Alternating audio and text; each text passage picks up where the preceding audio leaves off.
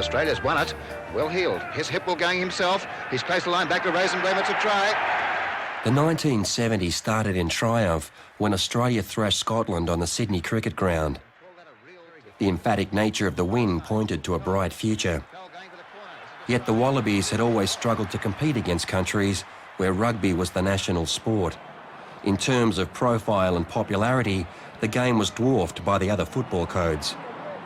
Because of its amateur nature, many top players either retired early or were lured across to rugby league. It was almost impossible to keep any combinations going from one year to the next. South Africa was one country where rugby was a religion for the white population. When their national team, the Springboks, arrived in Australia in 1971, they were the #1 side in the world. This tour would raise the profile of rugby union in Australia higher than it had ever been before, but for all the wrong reasons.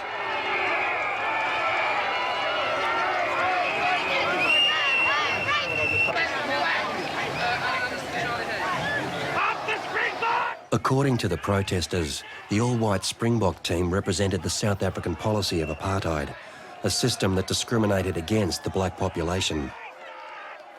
Australian players were targeted as well for their involvement in the matches, and the whole tour was conducted in an atmosphere of drama and chaos.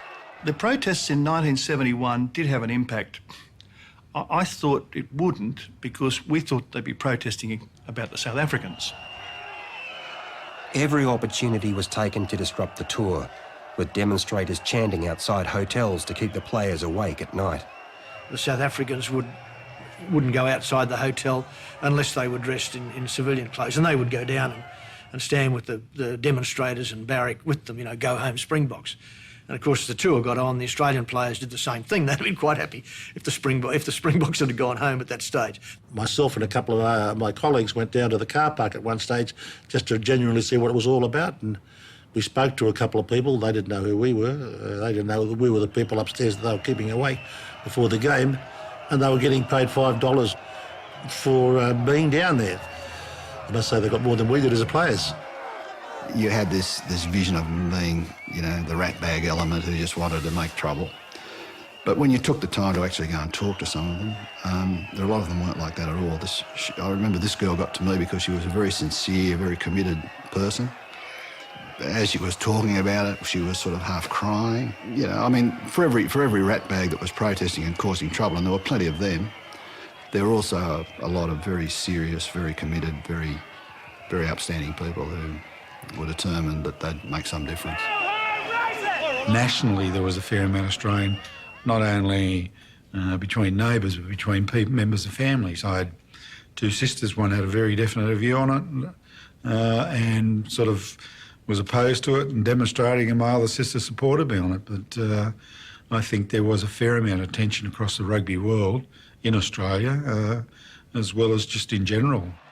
It wasn't only the public who were expressing their views. In 1969, a young Wallaby side had travelled to South Africa for an exhausting 3-month tour. 6 of those players, 5 from the one club, Sydney University, decided against playing the Springboks in 1971 in protest at the apartheid system they'd witnessed firsthand 2 years previously. There was never any question of their integrity. They made the decision that they wanted to do, and everybody respected that. My club front row at university, when I went for Australia, was James Roxburgh, loose head, and Paul Darvanisa at hooker, and myself at tight head.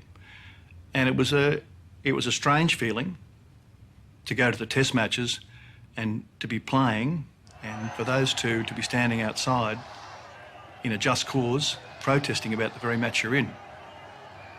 So my respect for them meant that I really gave it a lot of thought, but in the end I took the selfish decision that I really wanted to play. I wasn't as committed as they were about the issue.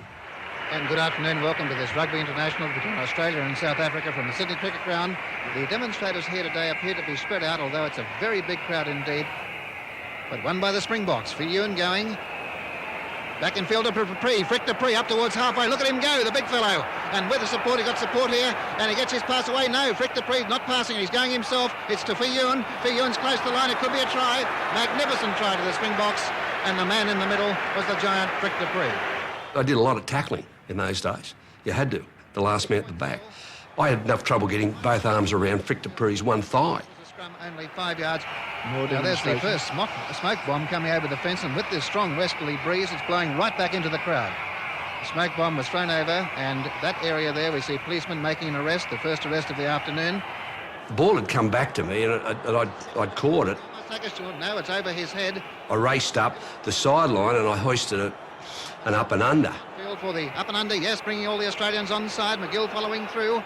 I followed through, and as I got there, all of a sudden, the Springboks laid off. So I jumped in the air and going forward, and I've just punched the ball back straight to our back row, Bob McLean, and he's gone over and scored. And the ball bouncing, great chance for Australia here. And through goes McLean. McLean's close to the line. It's a try. McLean has scored. Fasaki angling his kick back, and Finune's chasing this one. He seems to be running all right this time, and that's Finnane getting the ball. Now back to Maria, who came in. There the forwards driving through. There must be a try here, and over the line goes number 7. A great effort to Ellis, and Ellis is over for a try.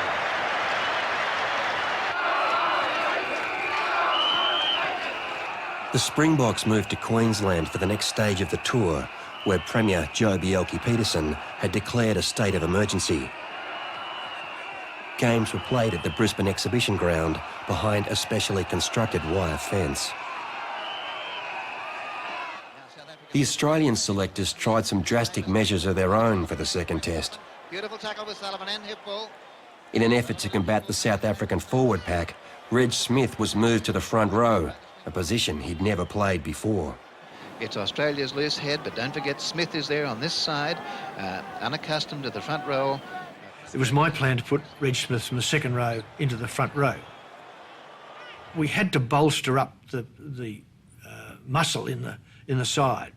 The Springboks themselves thought it was some sort of ruse. As soon as they saw it selected, they thought, well, there's something going on here. This can't be real. I think the South Africans, to be fair, that they suspected that there was going to be a blue on. Yes, number 3, Smith, the front rower. I can assure you there was no energy there for any blue. It was just total concentration on almost self-preservation, I suppose. To a certain extent, it worked, in that we didn't muscle up and did play a lot better. Reg Smith may have a different opinion of how he fared in the front row. I was just so exhausted from the scrummaging that I wasn't able to contribute in any much in the sort of line-outs and the rest of the play. Selectors in those days had the sort of attitude that you had to do something spectacular. If you couldn't win, the secret was to throw people out and throw other people in, which, it works to a point, I suppose, but it was very erratic. Once again, a South African line out. Here the back line moving. Vasaki coming through. Beautiful play by Vasaki. He goes for the corner. It could be a try. It's over. Magnificent try by Vasaki. Here's the Australian team coming out. There were more selection surprises for the third test. The front row. And wearing number 2 is Bob Thompson, the Maori from Western Australia. He's the hooker, and I think, well, he must be the first Western Australian player ever to go into an Australian team, and caught by the opposing player. There's Lowe breaking away. Lowe, the front row forward. Look at him go. And Lowe back to Ellis. Ellis with Davis after him. Ellis is beautifully passed. He's between the posts. Magnificent try. Australia had to wait until the dying seconds of this game to score only their second try for the series. Now Australia's back line moving. Out to Shaw, out to the wing of Cole. Cole must score. It's a try to Australia. Well, they've finally done it. One of the greatest South African sides ever, they left Australia undefeated. The fallout from the protests meant the Springboks didn't tour again for another 22 years until the apartheid system was dismantled. I don't think that in that period there was any great leap forward or progress made in Australian rugby. It was a holding era. We were just battling to hold the ground that we had. At the end of 1971, Bob Templeton took over as Australian coach for the Wallabies' first ever full tour of France. This was not an easy tour. The accommodation was appalling, and the games were tough, hard, brawling affairs. The players were belted around the country by French selection sides that played dazzling football but often attacked the man, not the ball. By the time the first test rolled around, the Wallabies were given little hope. For a young 19-year-old lining up to make his test debut, it was all part of the excitement of international football. And you could just tell it was the French. Reeking of garlic, red wine, the smell of red wine, you know, all of them pumped up. You know, I'm keeping my head down and I'm trying to look at my shoes and not get intimidated by the opposition. But The French had all the ball. They ran all over, tried to do the tricks, the double cutouts, and the inside passes. Play just on the French 25.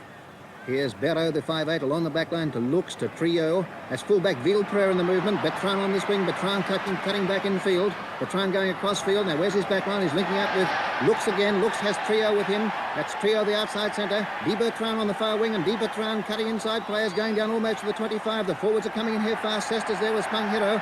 That's Spang Hero going down inside the 25. A great performance by the French team here. They're looking for the quick hill. Here it comes to Barrow, the 5'8". Barrow going through a gap. Out to Lux. Fullback. Yes, Jacques, the fullback's in. Magnificent play. Bertrand goes for the corner. Great try to France. They're a very unpredictable side. I mean, they have a wonderful attitude towards the game. They have that that French brilliance, spontaneous brilliance. it wasn't a rugby match, it was a fight interrupted by a little bit of rugby at certain times. And a fight here between the forwards. That's Dunworth for Australia and Irakabal, the Frenchman. Dunworth, number one. Cross is there too, and there's Irakabal coming in with his boot, and Dunworth throwing punches. Sullivan's there too. A wild melee amongst the forwards, and referee Lewis trying to get on control here. There was a lot of physical confrontation. They certainly enjoyed biting and kicking and all that sort of stuff. Yeah, they had this little trick where they'd a forward would grab two shoulders of his mates and use them as props, and then start flailing with his feet. And we had David Dunworth in our team who I think felt that was a pretty good tactic and had a bit of a go at it himself. We responded in the way most Australians would, and after a while they didn't want to be hurt any more than we did, so we all got on with the game. Defensively, they had the ball just coming out of their own 20-metre zone. I've flown up on my opposite number. And it comes to Barrow. Barrow caught by Fairfax to Lestrange. The best possible shot I could give him. High, just around about the chin area, stiff arm, because that was the order of the day. Everyone was doing it, so I let fly with my best. To Barrow. Barrow seems to dummy, but Fairfax gets him. He passes it straight. And you wouldn't believe it. Up popped the ball out of his hand. David Lestrange, the man they call Lizard, was right next to him, popped into his hand, over underneath the post, and that's how simple it was. Lestrange over between the posts. French team not the same zest in their attack. Now for Barrow along the back line to Barrow. A long pass out this side to Di Bertrand. But well tackled, down goes Looks, and a violent tackle by Davis, and there's players crashing in here. There's a fight. Something had happened, and the referee was actually speaking to the captains, and he was talking to Greg Davis. Now, one of the French backs, Jean-Paul Barreau, had gone down the sideline behind the press bench and come up behind Greg, and it's just a roundhouse punch. Whack, and spread Greg's nose all over his face. It was badly broken. Barrow has come in and flattened Davis. Davis, the Australian captain's on the ground. Dunworth throwing punches, and so too is Irakabal. There's a clash of players everywhere. A wild melee. They're all in this. The whole two teams are fighting each other. A great clash here. There's the hooker, Yakvili. Dunworth has been hit from behind. I've gone off this way, chasing Barreau, and I've come round, I've got up to the back, taken the mouth guard out, and I'm going, and next minute I look, there's 6 white jumpers, and I've gone, not a good idea, this. So I've just curtailed it back. And the referee just turned the penalty around. I mean, that was it. If that had happened today, that guy would probably not play for a year. And Johnson's won the scrum against the header. Great chance for Australia. Coming into the back line, there's Cole making the extra man. Cole's through the gap. He has support outside him. Cole goes down to the fullback. A pass to Lestrange, and Lestrange is over his second try. Oh, came off his boot. Well, it's a good kick. It's all the way. Australia in front by 13 points to 11. In the last 10 minutes, they had something like 12 penalties, and they panicked. They just kept tapping the ball and running, which played into our hands because we just said, cop this again. And next minute, the bell's gone, and we have pulled off the impossible. Hanging on desperately inside their own 25. Back to fullback McGill, and McGill finding touch. I'd say it's outside the 25. Yes, in touch, and that's the end of the match. And Australia has scored a magnificent win by 13 points to 11 against all the odds. I just thought, hey, this is Test football. We've won a game. This is what it's like all the time. But some of the senior players, some of the guys like Roy Prosser and Arthur McGill that have been around for some time, you could really see the sparkle in their eye. You could see that this was an achievement that would rank very highly in their careers at a later date. We went to the after-match function, and Greg was the captain, I was vice-captain, so they said, you're up on the head table. And the Froggies didn't turn up. And they were about an hour and a half, 2 hours late for the official after-match function. And then next minute they arrive and they all walked in with one arm out of their blazers, about Waterloo. And they walked in singing in single file, singing. And we've just gone, yes. Across to Berraud. Back to Martin. The French learnt their lesson and kept the ball in tight for the second test. Their bigger forwards took control and they ran out comfortable winners. It's a try to France. In hindsight, after such a violent series, it was perhaps unfortunate that France toured Australia the next season. That's Walter Sponger, almost took that now. Fairfax breaking away. Chance for Australia here, Fairfax to halfway. And his kick is a good one, he's coming through fast and Australia's still going. The first test, played on a muddy SCG, will be remembered more for the wild incidents than for the exciting football. Try! Our memories were long, and we knew that we weren't going out there vindictively, but we were prepared for anything that was going to happen. Yeah, there was obviously some ill feeling towards it, you know, on the paddock, on the field, not off the field. It was a fearsome game, but the French games are always that way. I think they're passionate. That's a great thing to have. They're really passionate people, and I love playing against passionate people. Russell Fairfax had been poleaxed. They were carrying him off on a stretcher, and then Russell's rolled off the stretcher and run like he was out with the Pixies, and he's run back on to have another go at him. Well, I've run 15 metres out into the centre or 20 metres out in the centre of the cricket ground, straight over into the mud, nearly drowned. And he just wanted to fight. I ended up playing the rest of that game. That night, though, delayed concussion, I remember virtually nothing of the test. Virtually nothing. Hipwell going himself. Hipwell, close the line. Back to Taylor, trying to go to the corner. Try! Australia led for most of the second half, until a typically French movement in the dying seconds robbed them of victory. Luke's kick is keeping it in play. It's down, close to the line. Luke goes to the corner. That could be a try. It's a try. It's 14 all. Well, there might have been a rebound there. He's missed it. So it's 14 points all. 14 points. In another spiteful match, the test in Brisbane proved to be almost as close on the scoreboard. But in reality, France dominated, scoring 3 tries to 0. Although the Wallabies had performed above expectations during the series, more work needed to be done to achieve consistent results. But the following tour to New Zealand was a catastrophe and a stark reminder of the lack of depth in Australian rugby. Several key players could not afford to spend time away from home and were unavailable for the trip. Then, just days before the team left, disaster. A serious injury to the most critical player.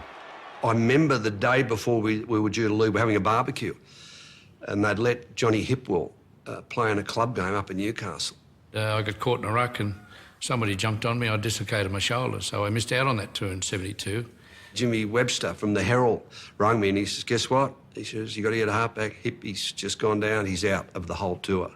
And John Hipwell was just, you know, he was in a class of his own, and he was the backbone of the Australian team. So any Australian team in that period without John Hipwell was severely disadvantaged.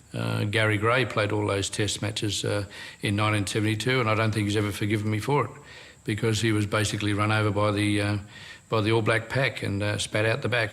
The Aussies of 72, they were a nice bunch, but they were a pretty average team. They're walking it. The Wallabies were seriously outgunned and were easily defeated in the first two tests. Shaw, Kirkpatrick.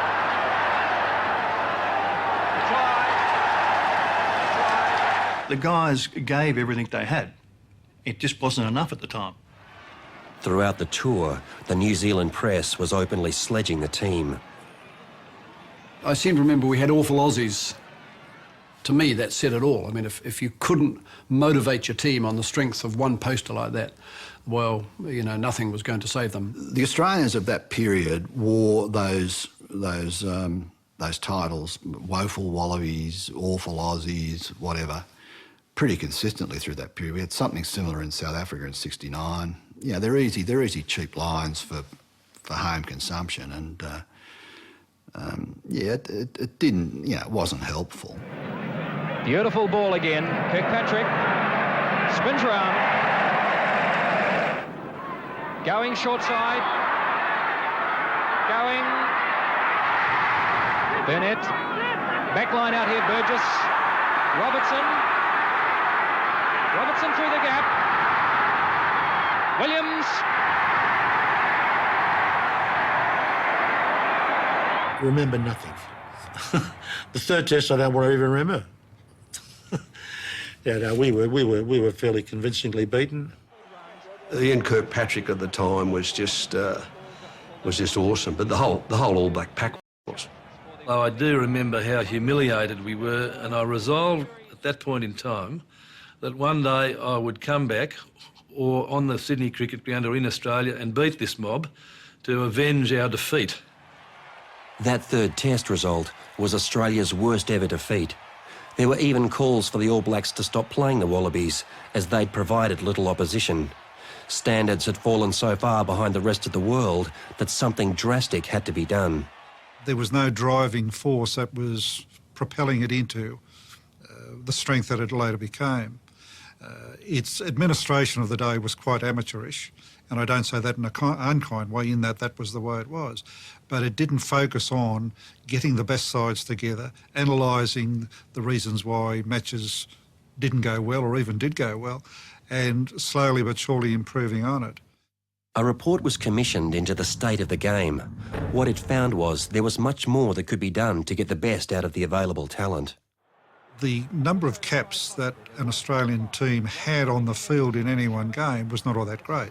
Players tended to leave or not stick around or go to rugby league or whatever. But whatever the reason, it meant that you didn't have a deep depth. So we set out to provide games as much as we could that would enable players to feel comfortable in an environment where they could give it their best. What have you done with that ball? One recommendation involved the establishment of a national coaching director to instruct coaches on how to improve technical skills at all levels of the game. We felt that many coaches were quite willing all the way down and through the levels, but had no assistance of any description. Therefore, we had to provide some ability to enable those coaches to have some basic training. The report became a blueprint for how the game developed during the 1970s. But before things got better, they got a hell of a lot worse.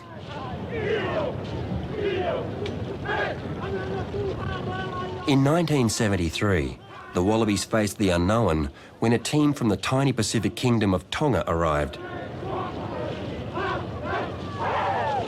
They were to play their first ever tests against a major rugby nation. From an Australian perspective, there was very little known about their ability. It's a good team. They try hard because we know the best time to Australia, and we know Australia's the best team. There seemed little doubt the Wallabies would easily win the series. For the first time in a long while, they went into a match as favourites, a situation they revelled in. And Cole goes running, goes for the corner. A great try to Australia. Cole's in. Australia won the first test thanks to a brilliant left-footed field goal from Garrick Fay. There's a very exclusive club of left-footed field goal kickers, and I think it's Zinzan, Brook and myself as forwards. I was absolutely astounded that Garrick would kick a field goal. We won about 30-3. It was a fairly easy win. The ball came out to me. I substituted for the 5/8 and dummied to the outside. All the cover defence went streaming past, just much to my amazement. And there was the goalpost, 25 metres out. So, bang. Now Fay for Australia. Fay drops a goal. And Fay's dropped a field goal. Well, what a fantastic finish. Garrick Fay, the second row with his left foot, has kicked a field goal. Roger Vanderfield almost swallowed his whistle. So did Norman May, who I think was covering the game. And that was my contribution to the score. Drop kicked a field goal. I went off and gave him a mouthful. And did any of the backs have anything to say to you? Well, I don't really talk to backs. Why is that? Well, they don't have much to contribute. They squander possession, they alienate themselves from forwards, and they don't really train. If you got the discipline that you require to be playing at a national level, the ball should have been tucked under the wing, driven up, because we're attacking the goal line. I mean, we're only 10 yards out. Tonga to kick off in their second rugby international against Australia here at Ballymore in Brisbane. Australia had never won a match at Ballymore, but that hoodoo was certain to be broken. Or was it? Within 90 seconds, Sione Murphy scored for Tonga, and the Wallabies were on the back foot. Tongan ball. Haunga working the blind side, and away goes Haunga. The halfback's a great little player. Here he is back in field to Murphy, and Murphy, good score. It's a try to Tonga. Well, there's a great effort. Little halfback. Haunga straight through. Oh, you can look his face, mate. I think he was over the moon. He got a try. He feel very excited. Yeah. The back of the line, Haunga again, and Haunga still going.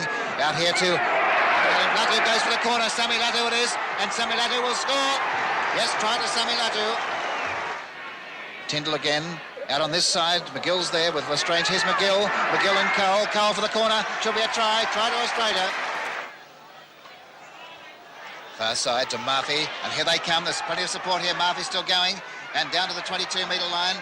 Who's onto it? The ball going forward from the tackle, but play on.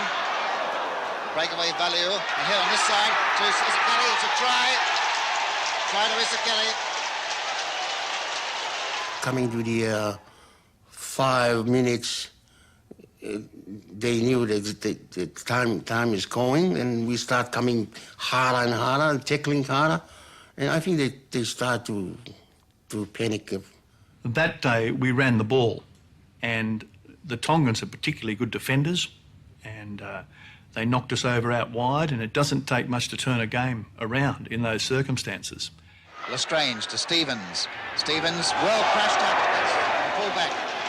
Fay winning those lineouts, big jumping. McGill's coming in. Here's Stegman out to McGill on this side. McGill has Cole with him. Cole for the corner. Look at the defenders coming across. There's 3 or 4 of them, and a beautiful tackle by Latu. Fullbacks in. Stegman to Lestrange. Fullback McGill, and McGill flattened. Far side we have Stevens and Sami Latu. Well, one can only say that if McGill decides never to come back up in the back line again, I wouldn't blame him after that one, because that was an almighty tackle. Richardson, here's Stegman. Stegman with Stevens. Stevens has Cole with him. Back to Cole, and Cole knocking on. Away they go, the Tongans. This could be a try. It's Tully Palakalu. This could be a great try. Richardson won't get him. It's a try. Oh, well, I feel over the moon, mate. I feel over the moon. I can't expect it to go as a try, because I knew this time is gone. It's finished. There's the full-time whistle, the full-time bell, and Tonga has beaten Australia. And, of course, Tonga's finest, I should think, international win in their history in rugby union. I can't say what I feel, because I'm happy. I'm proud for my country. They've defeated Australia by... Could Australian rugby get any lower? Being thrashed by New Zealand the year before was bad enough, but being beaten by Tonga was heartbreaking. And, of course, Tonga... unbelievable. It was just no one could fathom anything. Just shocking. It was humiliating. No one said a word. No one could speak. It was total shock. We're laughing and we're singing and joking, you know. We were happy that night, yeah. Still recovering.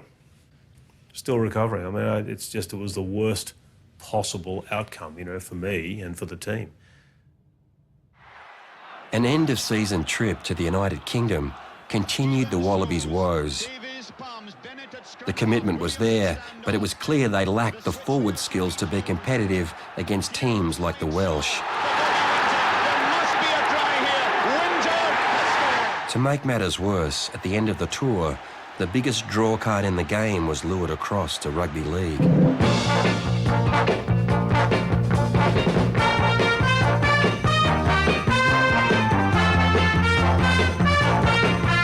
Rugby league captured the imagination of, Queensland and New South Wales. It was media savvy. Everyone wanted to play. It was it was the real challenge. And I wanted to see what I was like up against the Arthur Beetsons, the Ron Coots, the Bob Fultons, and it wasn't the money. It certainly wasn't the money, because there was no money in those days. When Wallaby captain Peter Sullivan also made the switch to rugby league, it highlighted the pettiness of some in the rugby community. I guess I didn't get a lot of support from the rugby. Not that I expected that. It was an amateur era, but one would have thought that perhaps as a current player and maybe as the captain you might have got a little bit more support. And I decided to change the league. I got a lot of criticism. They took my photograph down in the Gordon Club and took it off the wall. So I haven't been back into the Gordon Club actually since then. The turning point probably came during a series against the All Blacks some months later. Australia was given no hope of even getting close on the scoreboard. Grant Batty's a good mate of mine, and I could ask him socially, what did you guys actually think of the Wallabies prior to coming to on that tour? And he said, we didn't think anything of you. And I mean, that was just the reality of the day, that, Australia weren't thought of as a very good rugby nation. But there were some new players in the Australian team with an attitude that showed a genuine lack of respect for All Black reputations. Ray Price is a fairly single-minded person. He had no idea of pain, fear or intimidation whatsoever. He was fairly open, raw-boned sort of a guy that played every game as if it was his last. He was aggressive and he was confident, and he gave no truck to the quality of the opposition. He didn't care who they were, didn't care what they'd done. He was there to compete. As far as he was concerned, he was as good as any of them. As far as I'm concerned, I'm playing a team of nobodies because we've got 15, they've got 15, so reputations are there to be taken from people. So as far as I'm concerned, I played against 15 New Zealand blokes. A fierce storm lashed the east coast of Australia the night before the first test. The rain continued the next day, making conditions almost unplayable. I guarantee you that instead of the rain falling down like that, it was dead set going. But it was great. I didn't care. It didn't make any difference to me because it was my first test. Pelting rain, bitterly cold, and we're out there to sort of play my first test match. The first test of the 1974 series underway in soggy conditions at the Sydney Cricket Ground. New Zealand are playing out of the mud into the water. Australia out of the water into the mud. That's the two halves of the field, the Sydney Cricket Ground, for today's test. I remember having a blue with a bloke called Grant Batty. He was the smallest bloke in the side, so he was a good fella to pick. I think we threw a couple of punches at each other. And I heard this noise and I looked around and 6 of the All Blacks were coming over to take my head off, and I just ducked in time, and thank God the ref was close by and he blew it up. I must admit I didn't throw another punch that day. I was very happy with the ref. I think I bought him a beer after the game. Yeah. Paul McLean was having a shot for gold, and I used to chase anything down anyway. That was just sort of, I was built like a lean greyhound. It looks simple for Paul McLean. But you can see the problems he has. Kicking into the wind, and there's Price diving on the ball. And Price has scored for Australia. Just dived on the ball, over the line. Try. Right in front of my family. You know, you couldn't have written a page in your book to come out any better. So, yeah, I was very satisfied with my first test. The All Blacks were surprised by the tenacity of the Australian forwards and resorted to familiar tactics to gain an advantage. Those All Black forwards arrive. And here's Kirkpatrick felling Lambie with a punch there. Kicked away up to the halfway by Price. Gemmell. Duncan Robertson. Look at this man run. Duncan Robertson setting up Brian Williams. He's going on his own, and that is a great try. New Zealand looking for the ball. Here's Kirkpatrick, and Ian Kirkpatrick has scored the try that will win the test for the All Blacks. Both teams had played themselves to a standstill in the atrocious conditions. The second test at Ballymore, on a dry ground, would give a much better indication of the differences between the two sides. Here's the Australian team coming out. But for a dubious refereeing decision and a few missed chances, this game may have been the one people still talk about. Hipwell working the far side. There's Cole, has support there to Shaw. Shaw goes for the corner, and Shaw could be in. Try. No, penalty. Penalty. The referee has ruled that he was tackled and must release the ball, so it's a penalty against Australia. Hippie ducked the blind side. I followed him through. Joe Karam was basically on the line. I think I was more intent on taking his head off and doing a bit of damage to him as I came into him and sort of hit him and went over the top. And I bounced, and in those days you weren't allowed to play the ball. That was soon immediately hit the ground, you had to release the ball. Bob Burnett pulled me for failure to release the ball, or what they call in league a double movement. So I think he could have been a bit lenient being a hometown referee. We had our own referee and he disallowed a try. I thought, I won't tell you what I said, but it was just one of those things.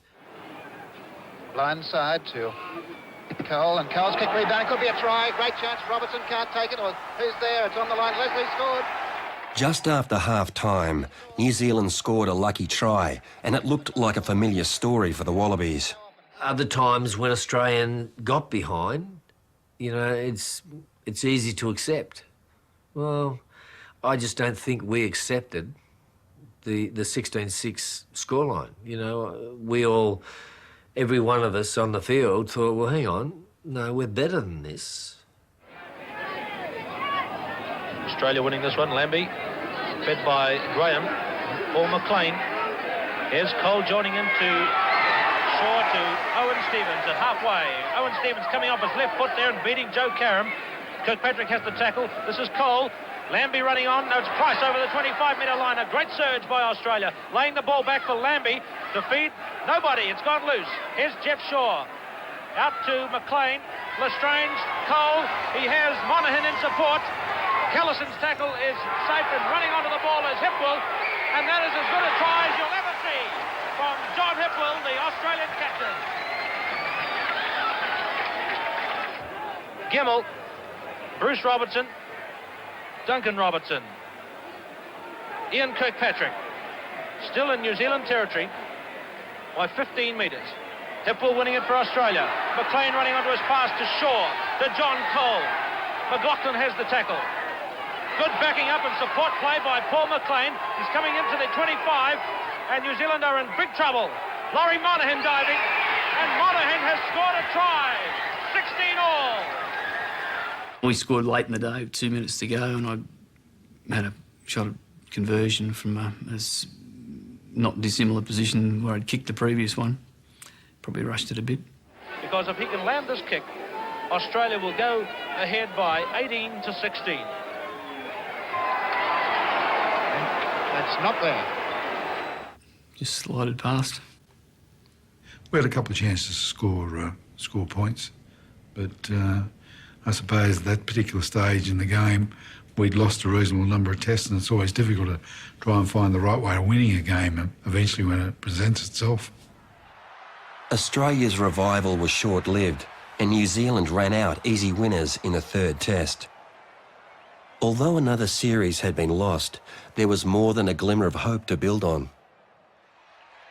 At the end of 1974, a new face was appointed national coach.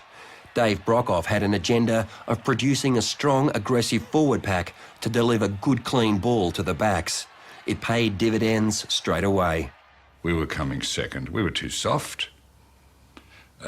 We didn't have any idea of what was wanted up front to win our possession, whether it be a scrum or a line-out or the kick-offs to us. And his motto was we're the Step Forward Wallabies. We're not going to take a backward step. We weren't to take a backward step. If we are to be competitive, we've got to draw a line in the sand. Let's make a statement. Let's be forthright in what we do, everything we do. Let's be positive in everything we do. We used the word step forward, which meant go forward with body height, which is going to mean we're going to get some continuous good ball, good possession, which the backs can use. The English team that toured Australia in 1975 suffered the full force of this step-forward approach. Over history, people have a belief that Wallabies have a dislike of playing New Zealand, always want to beat them. We hate England more than we hate the All Blacks. When it came to playing England, there was certainly this great desire not to just be easy beats. The players felt that way, the coach certainly felt that way, and I think our supporters did too. And I think we'd gotten to a stage where enough was enough. We didn't quite have the bulk that we needed, and I suppose that was offset by a bit of fire in the belly. And here at the Sydney Cricket Ground, a very big crowd, and there's the kick-off by England. England kicking off against Australia, and one change in the advertised teams for England. We did have a great forward pack. Like, if you had to go out and have a street brawl, you would have picked half the pack to go with you.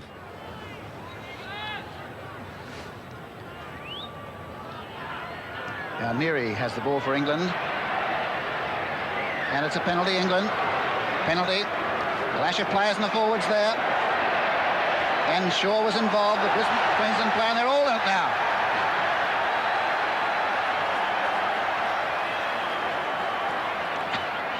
We weren't just going to take the crap that Australia has been taken, be used as doormats or whatever. If it happens, it happens. If it's one in, it's all in. Start it, finish it, get back on with the rugby. Australia's ball against the head, working the far side to right. Right, going through tackles to Osborne on the wing. And Hipwell back in field to Loane. Loane's there! Try to Australia. I remember, the two drop goals in the second half, firstly by myself and then by Bob Brown, which his was a long way out. Australia's ball against the head. Here's right, a drop at goal. It's a good drop, it's there! And Brown's drop at goal is a beauty! A beauty! Magnificent kick! It was a great victory, a very memorable win to win on the Sydney Cricket Ground in front of our home crowd against England. Yeah, we were very chuffed. It was a little bit unexpected, and it was an exciting time. They played very well that day. Although it wasn't a very big score, I thought they were much better than us on the first test on the Sydney Cricket Ground. But the score wasn't so great, In between that match and the match in Brisbane the following fortnight or week, I can't really remember. Step Forward came really on because I could see then we had never won a test match at Ballymore, ever, and we hadn't won a series for many years, I think 16 or 17 years, and the pressure really won. Brock had, in the change rooms, had given one of his great inspirational speeches before we went out. I can't remember the exact words. Brock's rugby speak was sometimes difficult to follow. There was no doubting the enthusiasm behind the words, and there was no doubting the intent behind the words. I really went for the throat with the motivation, and possibly was guilty of really giving all. A lot of people think Brock might have gone over the top with some of that aggressive stuff, but we were the ones that were going out there and playing the game. The Battle of Ballymore just erupted. It wasn't something that was planned. The plan was that we weren't going to take a backward step. We weren't going to cop anything off them. There's been a couple of books written about that second test, and despite the fact that I was in the grandstand watching it, I was one of the culprits on the field. This game started, and it was an enormous explosion of enthusiasm and physical violence. And the Australian forwards driving into that first ruck. And McDougall for Australia, very fierce in that ruck. And there's a violent. Here's Hipwell, the blind side. And the winger Osborne over the quarter line. Hipwell again, but in touch. And that was a violent start by Australia. It was McDougall, the prop forward #1 for Australia, who was really fiery in that ruck. The ball was on the ground, and I must admit I was laying the boot into the ball, but when you looked at the cameras, and these cameras do tell lies, and it looked like I was laying the boot into the pommy prop that was laying on the ball, and it did look fairly aggressive. Going to the line out, I said to Stuart McDougall, right, when you get here, you are going to have it. I think Mickey Burton said something about convicts, and then we had a line out. And he never took any notice, but when he got to the line out, he looked back and he said, right, boys, Burton's got the biff on. As soon as the one punch was thrown, the forward, our Wallaby pack just blew up, and we hoed into it. Today for England to put the ball into the line out, pull on the hooker. And a penalty here. Let's see what happens. A clash of players straight away. McDougall was involved. I think McDougall first of all, and all sets of forwards here. Well, I don't think anybody... And there's a McDougall again for #3 against him is Mike Burton. Every Australian forward whacked an English forward. They all fell on the floor, except me and McDougall, who was still there. I did land the punch I promised. Both captains, no doubt, will be called out here. I think they must put a stop to this in the first 30 or 40 seconds of the game. He said, you're #3, come here, kid. Listen, mate. And I said, right, there's going to be a penalty. Any more of that and you're out of it, mate, right? And he was quite direct and Aussie in his style, In England, they say, listen, we can well manage without you if you do that again. So it's a different sort of style of refereeing. But he left you in no doubt, We got the penalty and then the 25 dropout occurred. I said, right, mate, boys, we ain't going to have any more of this. We've got to let them have it now. Otherwise, we're going to be beaten up all again. The violence really burst on those two Moors. Short dropout by Old. Priest coming through. Up here to halfway to Osborne. Poor old Johnny Osborne happened to be the bloke to take the ball, and Mickey Burton, he would look like a winger himself. He just took off and laid this bloke out. But I'd gone a long way. I didn't want to waste all that breath. So I took off. As he kicked the ball, he was standing on one foot, as you do when you've kicked a ball, and he was sort of looking at his handiwork going up over to the touchline, and I jumped over the top and caught him on the jaw with an elbow and put him down. And, the referee had judged that was late. Osborne to the far side, and he was knocked badly down that time, hit very hard. And a penalty here, and he's off the field. #3 for England's been sent off. Burton has been sent off. I didn't kick a head or anything, or gouge an eye or do something that's completely unacceptable. It was a good, honest, late tackle, and I got there as quick as I could, sort of thing, Here's Osborne, or Burton rather, leaving the field, sent off. He's only lasted about 4 minutes on the field. In 150 years of that great tradition of English gentlemen that have played the game, I was the chap that was the first to be sent off. I walked into the dressing room, and it was surreal. I felt it was an injustice, so I wasn't very, very ashamed, but there was an underlying unease that I had let myself and my team down. What a sensational start, an incredible start. I met everybody else afterwards, including the ref, and shook hands, but I never met Doug Osborne again. So it's something I've still got to do before the maker calls. I must see him and see if he's okay. But no one sort of was injured. It was mostly all, throwing a punch here and there, and I think we've all thrown plenty on the football paddock, but never hurt anyone. It was one of those. But it looked good on the cameras, yeah. That had the effect, in fact, of generating England, motivating England even more, and we, in fact, were behind at half-time in that match. That's Ripley, now Rollett. Rollett taken by Wright, back in field to Utley.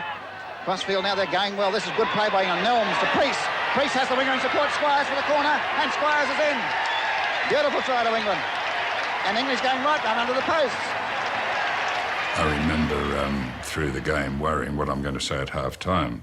The president of the Australian Rugby Board sent me up a note. I think it was something about call your dogs off and don't bring our game into disrepute. But by that stage, the damage had been done, and we were on the ascendancy. You know, over the 80 minutes, the fact that they were one man down just wore them down, and we were able to get in front after half time and hang on and win the match. Now to right, reverse pass to Weatherston. Weatherston's going himself. Weatherston's very close. And on the line, man's over. Is he? No, right on the line again. There's Fay scored for Australia. To right, and right moving here with Monaghan. Here goes Monaghan up towards halfway. Ripley's coming across. Monaghan's kick is keeping the ball in play. And Wallace underneath it. Now, short, Price to right. Wright's going to the corner. Wright himself, a beautiful pass to Shaw. And now he's Shaw's close. To Shaw again, the other Shaw. And the pass back to Monaghan. Monaghan over the line. Magnificent. And winning the first time we've beaten England in the Test series at home, and the first win at Ballymore. Rugby had been searching for years. Unlike previous contests in which Australia was involved, suddenly we were the aggressors. We sort of started it. We were the ones who stood up and said, look, hang on, we've got to show you guys. We'd been very reactive. France had turned on, some very rough stuff in 71, 72, and we reacted to it. But this time, we were the aggressor. We were in there saying, look, we're the confident ones here. We've got to show you blokes. And I think, it was not a comfortable way to do it, perhaps, and there was certainly some pretty untoward stuff happened. But when you look at it in the broad scene, it changed much of the nature of Australian rugby, and it gave us that sort of competitive, confident edge that we've pretty much maintained ever since.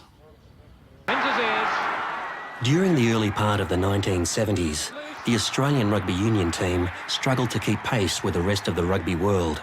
In one 15-month period, they were thrashed by the All Blacks, humiliated by Tonga and overwhelmed by Wales. But in May 1975, all that changed when Australia defeated England to win their first series in 10 years. Monaghan's going, very close to scoring. Monaghan very close. Australia right on the line, man's over. It's a try. It was a dramatic victory, achieved with a step-forward attitude and a refusal to be intimidated. Later that year, a 30-member squad travelled to the United Kingdom and Ireland for a 3-month tour. With test matches against England, Scotland, Ireland and Wales, a tour like this was the pinnacle of any player's career. It was also a perfect opportunity for Australian rugby to gain back respect in the birthplace of the game. Well, the players have been fighting there for 30, 40 seconds. Richardson holding the pass, delaying it beautifully. Well, we'll call that one a bit here. They're all still standing, Loane. This is what rugby's all about. Fairfax breaking away. Chance for Australia here. Fairfax to halfway. And Pritchard tells it all for Australia. Well, that was one about the Australian team. Well, I've never seen this before by the Australian Rugby Union team. They have the Bitterslow Cup and the whole team there. Australia deserved their victory and did it well. The Wallabies were confident their style of rugby would bring them success in the United Kingdom. And a penalty here. But their recent victory over England was shrouded in controversy. The brawling during the match at Ballymore dismayed English officials. They threatened to cancel the English leg of the tour unless they were given an assurance there would be no repeat of the violence. Unfortunately, the Australian Rugby Union took this threat seriously. We determined that we would be very well behaved and we'd be great ambassadors for Australia and our sport. They wouldn't have cancelled it. There was too much money involved. They should have told them to shove it. Coach Dave Brockhoff shouldered much of the blame for Australia's aggressive approach at Ballymore. Are there ever any instructions if a situation develops that the whole forward pack will get in there as one? I would think they'll be stepping forward, looking after the ground, and I imagine they'll look after themselves to the rules of the game. In another attempt to appease Northern Hemisphere sensibilities, Australian rugby officials took an extraordinary step. They banned him from talking publicly for the duration of the tour. What the Australian Rugby Union decided is that I would be the single spokesman throughout the tour on all issues, which made it very difficult for the assistant manager, David Brockhoff, but that was how it was resolved, and from the team's point of view, it worked out very well. Ross made a mistake of trying to gag Brock, where he was a very good, very flamboyant coach, very well-respected international coach that a lot of the press people couldn't understand why he wasn't allowed to speak. I was not acceptable to United Kingdom football because I'm this alleged step forward. Matter of fact, certain individuals would not allow me to use the word step forward again. That was a crying disgrace because Australia had last been given an image, respectability and pride and performance, and certain political people said, no, we're not going to allow you to use the word step forward. So there was no question of David Brockhoff being told to rein in his coaching style? Oh, not at all. Not at all. Total support there. But there was to be no foul play. I think there was great expectations of the whole team from the Australian rugby supporters' perspective. And I think they expected us to go over and continue playing the way we were playing in Australia. And we certainly didn't do that. And when I look back on it, I'm just not quite sure why. The British media pointed a finger at the wild colonials from the moment they stepped off the plane. Every little tiptoe through the tulip that went on in Ruck or Mall, was played on TV over there the day we arrived and prior to us arriving. So they sort of painted a pretty ordinary picture of Australian rugby with respect to violence on the field.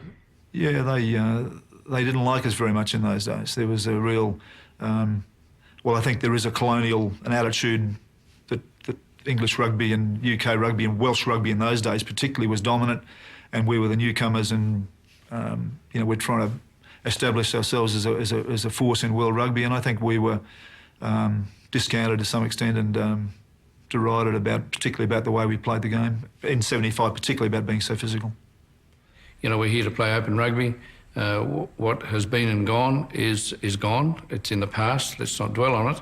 Let's move forward on that. And I think the players as a whole, we certainly approached the tours in that fashion. The first Test match against Scotland was the game that got away. The Australians were nervous and could not get the ball across the line. When they finally did, winger Paddy Batch didn't realise it, and a try went begging. They said later a dead man would have scored, and that's probably right. It would have made a big difference to the result, but Paddy was trying to do the right thing and unfortunately at the wrong time. After their disappointment in Scotland, the Wallabies moved on to Cardiff for the most important game on tour. Welsh rugby power was at its peak, with a national team containing some of the best players to have ever played the game. JPR Williams, Gareth Edwards, JJ Williams, and the famous Pontypool front row. You get formed up, get ready to go down straight away before the opposition.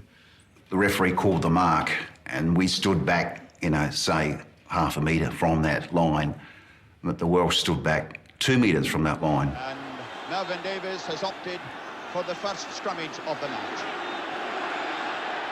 And they just came in so hard, and I can just remember the whole body just shaking. I just couldn't believe the power that came through. It was just enormous. We were just sheared through the earth as they moved forward. You almost felt that if somebody puts a foot wrong here, something serious is going to happen. Sometimes they were beaten before they went on the field. I'm sure of it, just because of the reputation. We knew that it was going to be a hard day at the office, you could tell from that very first scrum, yeah. Reg Smith, bulwark in this Australian pack over the years. Combined with the flair of the Welsh backs, the Australians had no answer. Melvin Davies, fed out from Bobby Winter. Edward, John Bevan, Craig Ravel almost through, gives it to John Bevan. There must be a score here for JJ Williams. And Trevor Evans gets it. Out there to Gravel, Gravel to JJ Williams. Is he going to get his third try? JJ Williams with a quick through. Can he get the third try? He has! They absolutely cleaned us up. They really put the cleaners through us. We were beaten in everywhere over the paddock that day. They were a pretty brutal side. There were 7 changes to the team for the game against England. Stuart McDougall and Steve Finnane were both selected for their only test match on tour. They'd been in the thick of the action 6 months before against the English, and many felt their presence might give the Wallabies an edge. But there were no fireworks this time around, and the game turned out to be a fizzer. I think the selectors were a little bit desperate, and they just needed to try a different combination, which really didn't work. And there was a few blokes whispering in our ears about, don't do what you did at Ballymore and all this sort of thing. I know I copped a few comments on the side, so you went out there and were a little softer when I look back at it than I would have liked to have been. Anyway, that's life. Laurie Monaghan once again to throw to the shortened line over the top to Greg Cornelson. The interception by Barry Corliss. Corliss, it must be a score for Mark. It's going to be Maxwell out to David Duckham. What a half tackle by Paul McLean, but he couldn't bring him down. 3 test matches, 3 losses. The tour that had promised so much had delivered little. And Twickenham hasn't seen anything like this for a while. Injuries to key players and the controversy over their aggressive style had all taken their toll. I had high expectations of going over there and belting the crap out of everyone, I didn't get to play a test.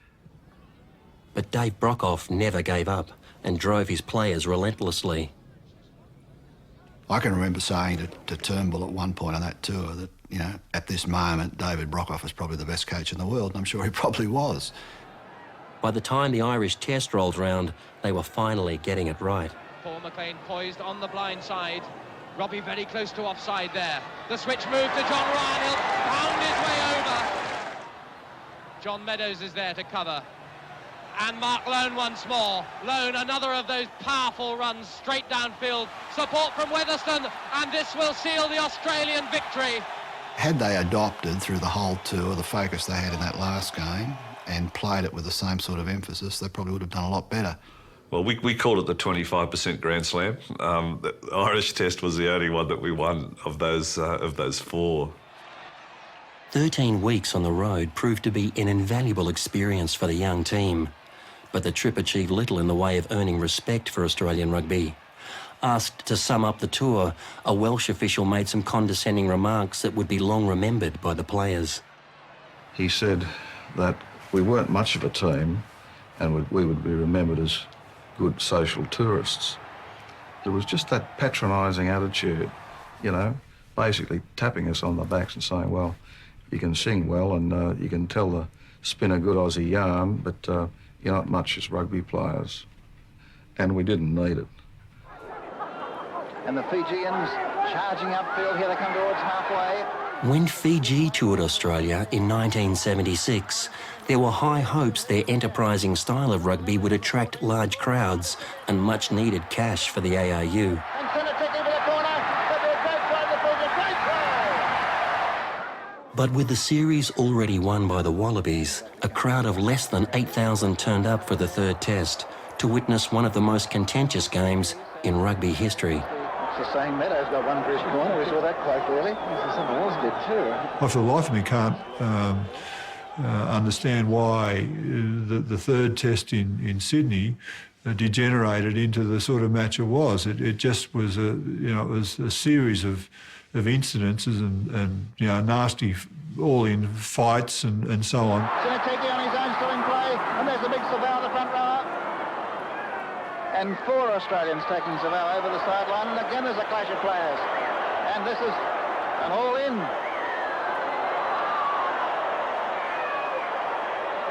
Well, nobody's on the field of play. A few of my players started to retaliate, and they just got a bit sick of it. Not only Fiji were playing dirty, sometimes the Australian too were playing dirty. I think when Joe Savao kicked Rod Hauser, it just was the pinnacle of some frustration that the Fijians had. And a penalty again. And looks like someone might get sent off the field here. Savao, I think, has been sent off the field. And he's calling the captain over.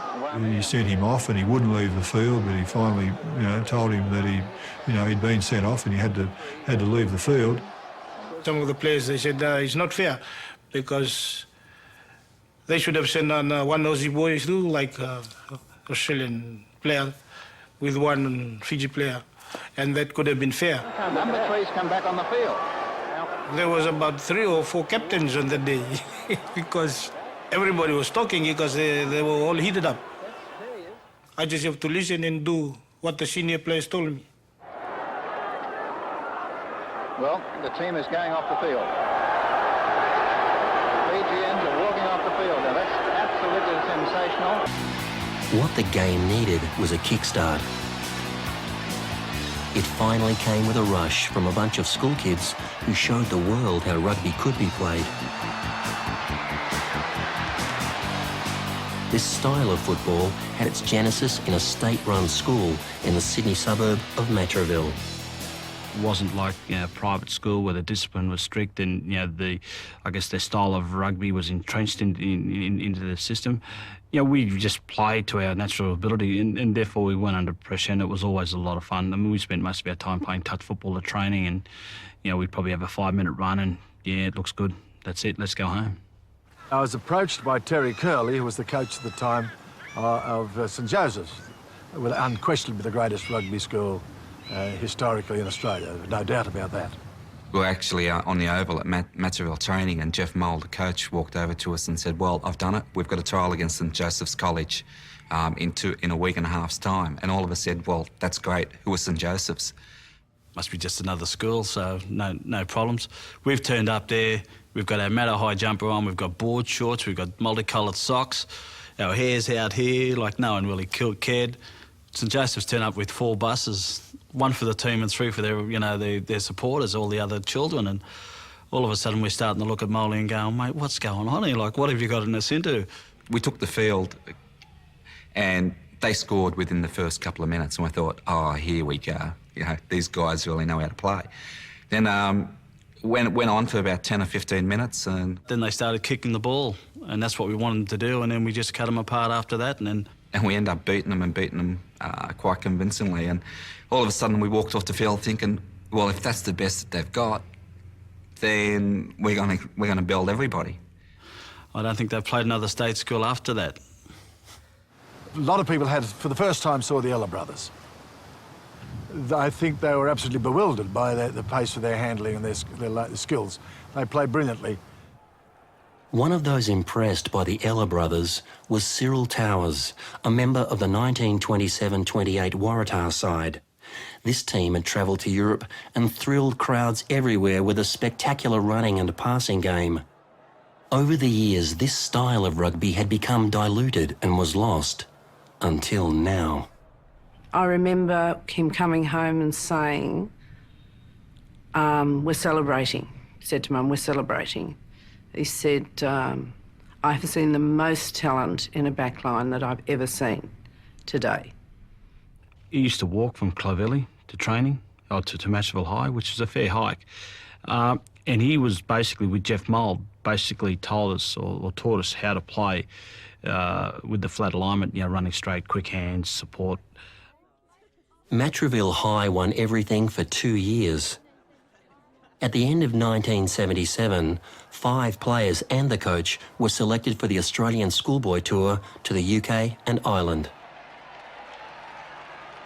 This team contained players who would go on to dominate both rugby union and rugby league for the next 12 years. You could have put 5, 6 different combinations together and they would have been just as successful as the starting lineup. Guys like Wally Lewis, who never played a test, Mick O'Connor, who only played 1, world-class players, they're fantastic players and should have played more. One can't recall another team having such all-round excellence as they had. Very easy to coach because there were so many talented boys in the team. But my wildest dreams wouldn't have suggested that they were going to be as successful as they were. That success was achieved by a style fostered at Matraville High, the flat attack. Run the ball at every opportunity and never kick it back to the opposition. If you were asked the smallest schoolboy what part of rugby do you like most, they will all tell you running with the ball. They won't say kicking or tackling or anything else. They'll say just to run with the ball. That's what we practiced for the whole time after the team was picked until we went away. That's all we did. You know, this just worked on our hands and how quick we could do things and back up and rah. That was the focus of the whole, probably 2 or 3 months before we left. We didn't invent the flat alignment. The flat alignment was always there. We probably did it better than most. It was rugby in its purest form and generated extraordinary media coverage. Playing at Cardiff Arms Park was the highlight of the tour. After a quiet first half, the Australian boys cut loose, delighting the Welsh crowd.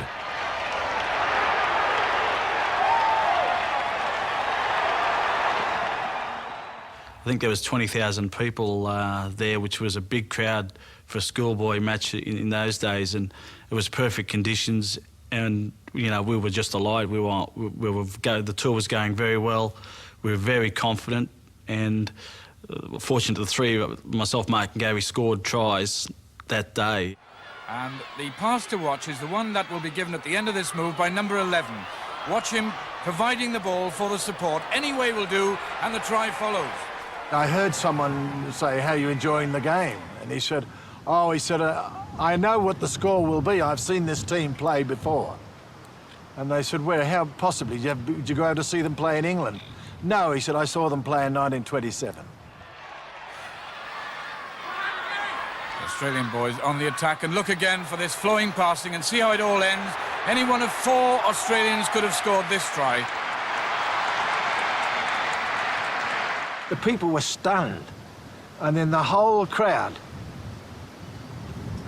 rose, and in their Welsh voices started to sing Waltzing Matilda. There was a huge crowd at Twickenham for the final match in Britain. Unfortunately for them, they saw very little action. Rarely has an Australian rugby union team had to play an international in worse conditions than these. The fog was so dense that you couldn't see more than about 5 or 6 metres in from the sidelines. And what was the funny part about it was, of course, the crowd couldn't see anything. And from the spectators' point of view, when they threw the ball into the line out, it would disappear over the top of these heads because, of course, you couldn't see the rest of the line out. And balls would go up through the soup as we kicked them. And you'd have to stand there and run to where you thought it was going to come down and basically look up at the sky and, oh, here it comes, and oh, no, it's over there. So it was a really, really strange game of football. Were you able to see the scoreboard? Do you know what the score was when you came off? I didn't even know what it was half time. Well, I scored 3 tries at Twickenham in the fog, and no one saw it, which was very disappointing. It was a favourite memory for me because I never scored more than 1 try in any game of my life. Having to score 3 on Twickenham against England and the Schoolboys, then have no one to be able to see that was somewhat different. The UK had played host to a remarkable side, the like of which they would never see again. On its return, the team achieved something almost unheard of for rugby union: the front page.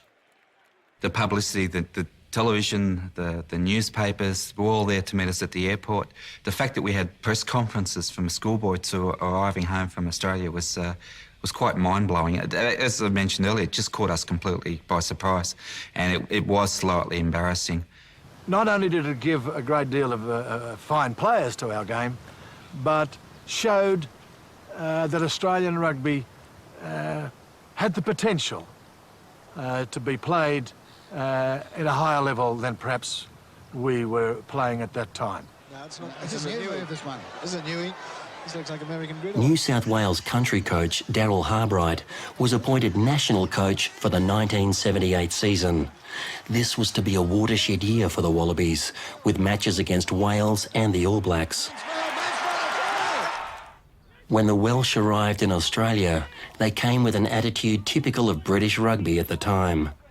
There's that Welsh right to rule almost, that we are the world champions and we always will be. You might score more points, but you'll never beat us. That sort of attitude, I think, pervaded. I don't think there was any sort of arrogance. It may have been that we didn't look at them in the same light as we would have the All Blacks. But I mean, that's the way things go. I mean, Wales had thrashed the Wallabies the last time the two teams had met. The Australian players were determined that would not happen again. I think Australia really targeted the Welsh tour as maybe a kickstart to sort of their presence in world rugby. And this may sound disrespectful to them, but I don't mean to be. I'm just trying to work out the rationale behind their thinking. I think they probably took to the field, and they planned to take to the field to be very physical, very aggressive. Yeah, we were a fairly aggressive young side who wanted their scalp, and I don't think they were prepared for it. Relations between the opposing players hit a low point after Wales lost a provincial match to Sydney. On our head, I just collapsed the scrum, deliberately collapsed the scrums on our feed, so they couldn't get any advantage by pushing us or lifting us or whatever. But of course, as soon as I did that, the Welsh captain Terry Cobner put the slipper into me, as did the other second rower, Davies, I think his name was. So at the end of the game, my head was like a pincushion. So it was a really dirty game. You kept on collapsing the scrum? I just kept on collapsing it. And I kept on getting kicked.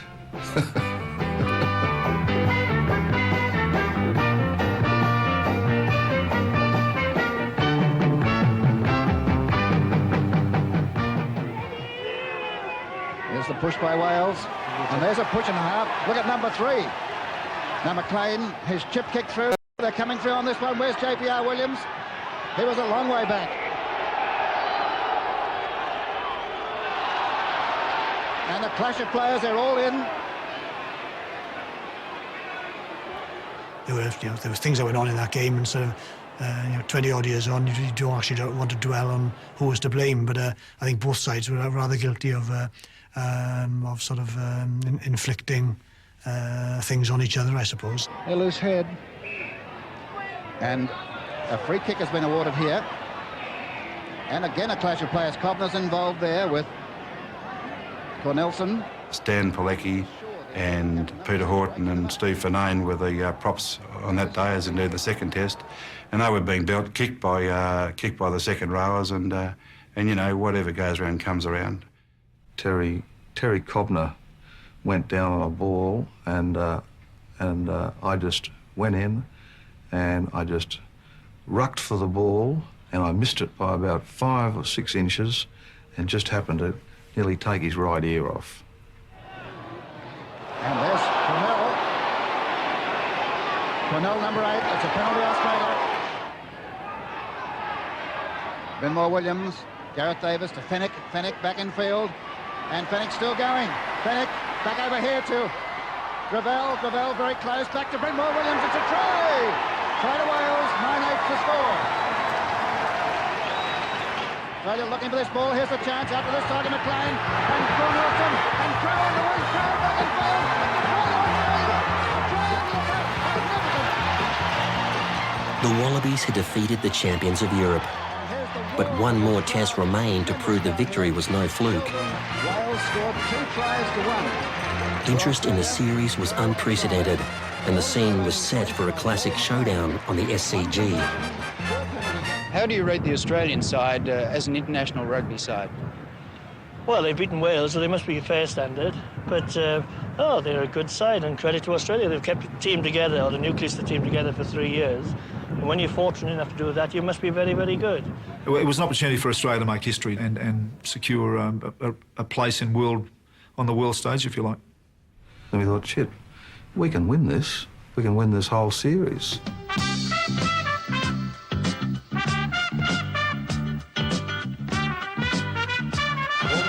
Off for Australia. And the new man on the far side there, well, that's Gareth Davis, the 5'8". In fact, he kicks him to touch. First line out in the game, whack, got a hit over the head. Well, that started something between me and my opponent, and I think it was Geoff Shaw, and they try it on. If they get away with it, they keep doing it. If they don't, they stop. They had a technique which is now illegal, and it's called you hinge a scrum. the whole weight of the scrum wheeled around on me, which puts an enormous amount of pressure on a loose head prop. And that is an intimidating experience. If you let them do that all day, you're going to be in all sorts of strife. We all get in our scrapes and confrontations. I mean, that is the biggest part of the game, you know. But I can't see what I did to upset him in the second test, because I was only on the field about a minute, so it wasn't long enough to upset anybody. We won the head, it was our head, and the scrum came up and I stepped into Graham Price and whacked him. Out to Paul McLean, and there's the little chip kick. He did so well in Brisbane. That's Knight for Australia. Knight almost to the quarter. Covering up is Holmes on the far side. There's a clash of players back on halfway. There's Gerald Davis. Back in field to JPR Williams. JPR over halfway, looking for Davis again. Good passing. Davis is still going. And they're still at halfway. There's a clash of fight going on as the game goes on. Well, the players have been fighting there for 30, 40 seconds, and Wales almost scored a try. And there's a man coming off. Well, here's the man coming off the field. It's the front rower, Graham Price. He is leaving the scene, and it means that in the first few seconds of play, it's possible that he may be replaced. You know, I didn't mean to break his jaw, and I'm sorry that I broke his jaw, but I'm certainly not sorry that I threw the punch. I didn't see it coming. I was in a very vulnerable position, and I broke my jaw. I don't believe the guy intended to break my jaw. It was just something that, I mean, he was a good puncher, you know, and he caught me on a very vulnerable moment. Hatch on the far wing. And Batch in touch. Again, a clash of players on the far side. There's a big problem here. There's a big problem here now. The referee went in there, and we've got a problem on our hands now.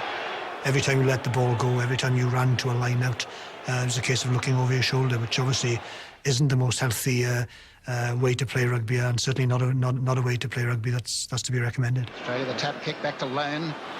Loane charging up towards halfway, he's straight through. Loane still going, a magnificent effort. Intercepted by JPR Williams. Now to McLean, a drop at goal, and that kick is there. A drop goal by Paul McLean. And a lot of the Welshmen disputed that decision. There must have been 4 or 5 of them talking to the referee and waving as though that went under. We just couldn't believe it when the fullback threw me the ball for the drop out 22, and the referee, sort of Dick Byers, I think, run into the halfway line with his hand up. He thought, well, he's got to be joking, you know. But well, that's life. It's a great story. You can retell, I suppose, and perhaps we shouldn't look too seriously upon these things. The Welsh players claimed that it didn't go through the Yeah, place. no, well, they were right. It didn't go through the It didn't place. get through, no. I think everybody except the referee thought that he'd missed. But never mind, that's the result. Although I didn't see it, I was in St Vincent's Hospital in in Sydney.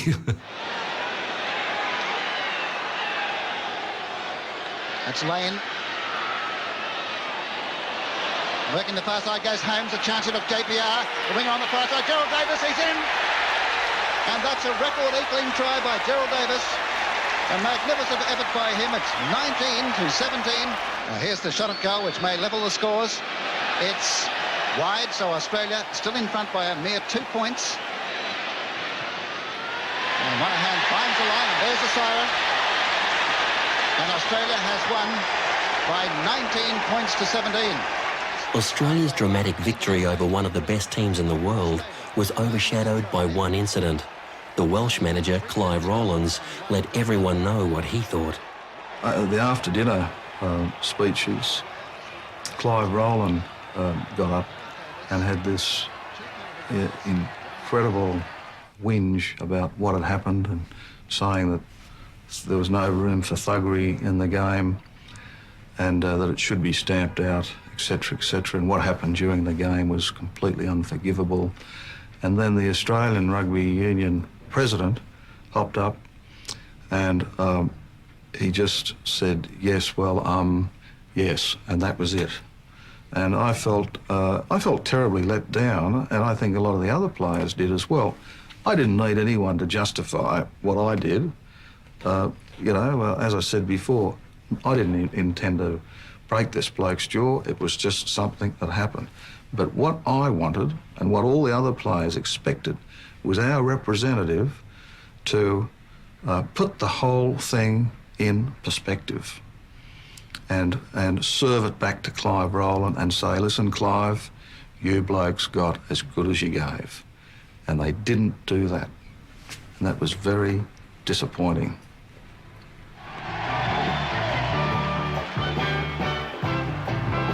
The series defeat of the Welsh announced that here was a team the equal of any in the world. The Wallabies travelled to New Zealand, assured of their chances against the powerful All Blacks. Daryl Harbright was the coach, of course, and we arrived in just straight off the plane, and Daryl announced to the press that we were the best rugby team in the world and we were going to win the series. And I wish he hadn't been quite so candid, I suppose, because, I mean, we had to play the games against the All Blacks, and I guess I felt that might just motivate them a bit. But that was what Daryl, that's how he felt. He was very, very passionate about the game and very, very passionate about his players. And he genuinely felt, I know, after beating the Welsh, that we could beat the All Blacks and we were going to beat and win the series. Good scrum position again. Hipwell the short side. Batch's power gets him through. Harbright's prediction proved to be almost spot on when Australian 5'8" Ken Wright had a chance to win the first test with a penalty kick on the final whistle. From my perspective, there was a sense of excitement about the chance to win the test. A goal kicker, like a golf shot, you've got to actually lower the tempo a little bit. You've got to stay relaxed and calm and take your time. And I think I got a bit excited about the whole potential of winning the test. Ken Wright has kicked well, and this is his most difficult kick. Probably rushed it a bit and lifted my head slightly. Well, the cheer was loud and long. The kick missed. The match is over. I think probably that test we played well enough to win, but I think there might have been a doubt in some of the players' minds that we could actually beat New Zealand in New Zealand. Having got so close, Australia had every right to feel confident going into the second test at Christchurch. But they hadn't counted on the appalling weather tailor-made for All Black rugby. They tried everything, but were never in the game. Hipwell down, that's the corner flag in the background. New Zealand giving him the rough treatment. Over the top they go. And referee Miller objects to that. It's there. Donaldson, away to Bruce. Doug Bruce, infield to Mark Taylor. Try! Daryl Harbright, after the test, I can still see him coming up to me and shaking everyone's hand, and he's proud of our effort, as was Daryl's habit. And he said, I just don't know what else we could do. He took a lot of stress, and it just showed through, I think, that second test match that he was really upset, weren't we all? But just a guy who would just take everything. If there was a mistake by us, he felt it so deeply. And it obviously played on his mind, and of course he had a near-fatal heart attack on the Monday just as we're going to training. What do? Bob Templeton was across on tour. He was across on a supporters tour. Do we grab Bob, wheel Bob into the team as coach, or do we close ranks and do it ourselves? Ross Turnbull and Tony Shaw decided that no, we'll stick with what Daryl had been teaching us and what we'd learned from Daryl, and we'd continue on with that style of rugby. We also looked down the barrel, I think, at that stage. After the second test, we looked back to 72 and some of the press were calling us the awful Aussies and the woeful Wallabies, and we got that feeling that all the work that we'd done in 75 and 78 and leading up to the tour might have been to no avail. Australia, there's Tony Melrose, just turned 19 on Thursday. When Tony Melrose was called over as a replacement, he became the first of that schoolboy team to play at the top level. No, I suppose I was semi-hopeful I might have got a spot on the bench, maybe. But anyway, they announced the team and, front row through to fullback, and of course when they got past 5'8", I just went, oh yeah, who's number 12? And I went, hang on, that was my name. The play in the third test was to play it wide. It was a magnificent day in the broad open spaces of Eden Park. After the first 5 or 10 minutes of the match, or I do remember, and I'm playing 5'8", so I'm, director of operations basically, and I just thought, well, we've got these blokes on toast. They're gone. What's this thing about the big New Zealand, aura? Let's just get in them. Let's go. Hipwell, Melrose, quick hands. Ken Wright, who's a centre, good overlap for move. He's away from Wilson. This match at Eden Park will be forever linked to one player. 10 minutes, deep throw, loose ball. It's a try. Greg Cornelson got it. Hipwell is bypassed. Melrose through again and running. Right. Richards. That's the goal line. Cornelson again. Greg Cornelson's second try in the match. Here we were in front, and I think, God, I wish the game was over. We're in front of that stage, and that is a vivid memory. But we still had 40 minutes to go, and the game only got better for us. Cornelson, Hipwell, Ken Wright, who's not been in the game much. A good little run by Ken Wright. Gary Pearce. Oh, Wallaby getting for the second half. Gary Pearce. I think I exerted more energy after scoring the try than actually before it, so I was pretty happy. That picture tells it all for Australia. Do many people remember that you scored that day? No. I think it's the subject of a whole lot of trivia around the country. Dalton, McLean, tap ball. Oliver trying to get through. Hipwell beyond Melrose to right. Oh, what a sidestep, Ken Wright. Beyond Melrose to right. Oh, what a sidestep, Ken Wright. Trying to run across the fine bench. That's the corner flag. Cornelson, 3 in a row. Greg Cornelson has scored 3 tries.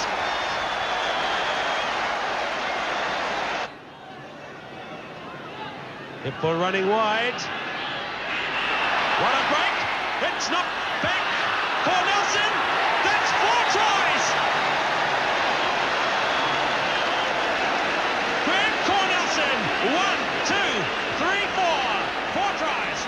Pretty fluky bastard, isn't he? 4 tries in a test match. And it's fascinating to see that none of them were from a pass. I find that somewhat ironic for someone who was such a magnificent athlete and a magnificent ball carrier that, who was capable of scoring 100-metre tries and scored 4 1-metre tries.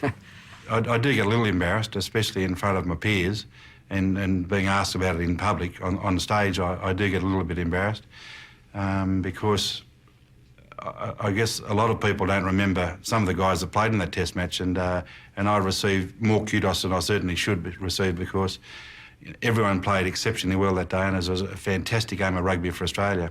I can remember looking up the record books and finding out that he'd never scored a test try before, and if I'm correct, he never scored a test try after. And he got 4 tries in one day, which was an astonishing achievement. And I went out to the Wallabies hotel on the Sunday morning to interview him and didn't recognise him because he'd shaved off his beard. And that apparently was what he'd offered to do if the Wallabies won. And what were the celebrations like after that game? Oh, I'm still celebrating.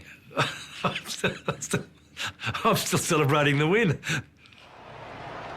The Wallabies had scored more points against the All Blacks than any other team in history. The victory was a triumph over adversity and did more than any other to shake off that woeful tag. It was a memorable victory, certainly for Australia, but for me personally, I replaced Ken Catchpole in 1968 for the last 10 minutes against the All Blacks on that tour, and I didn't play in a test match until 1978 that actually beat the All Blacks on their home soil in Auckland. But for all the recent success, the game was still in financial trouble. A disappointing series loss to Ireland in 1979 did nothing to help the situation. Australia had been expected to win, but favouritism never sat well with the Wallabies. The Irish team, containing the best goal kicker in living memory, won the series. Ollie Campbell's kick is over once more. It was a bit of a wake-up call to say, well, OK, you've beaten the All Blacks, but There are other teams around the place who can knock you off. You don't start thinking about the way you play, and that's exactly what happened. One more test remained for the season against an All Black side intent on wiping away the memory of Greg Cornelson's 4 tries. This hastily arranged match had been agreed to by the New Zealand Rugby Union as a way of helping the Australians climb out of their financial hole. The New Zealand Rugby Union had become aware of the dire circumstances of Australia's financial plight, and they felt that the one way that they could assist was by offering them a one-off test match in Sydney, in which all the proceeds would go to the Australian Rugby Union. Dave Brockhoff had returned as coach at the beginning of the season. When it was announced the Bledisloe Cup was up for grabs, he used that as a motivational tool, as only he could. Brockhoff had been a member of the last Australian team to win the Cup in 1949 and desperately wanted to win it again as coach 30 years later. Here's Australia's loose head. And to Melrose, long past the centre. Here's the fullback in, and McLean's at Moon, and Moon on the far side. Moon still going inside the quarter, and they're still coming. That's Stewart back over Slack, and the far side is the treasure line, and Carson's close, about 5 metres out. Australia looking for this ball. Desperate maul here, and Australia has it, yes, and here it comes. Melrose still going. Back in field, who's there? That's Shaw coming close, not far out. Only a couple of metres from the line. And here's one of the forwards, Handy. Australia pressing hard here. Sustained rhythm. Here it comes again. Carson the blind side. And Carson's close. He's right on the line. And the Australians desperately looking for this ball. And now the All Blacks breaking away, and the referee's whistle has gone.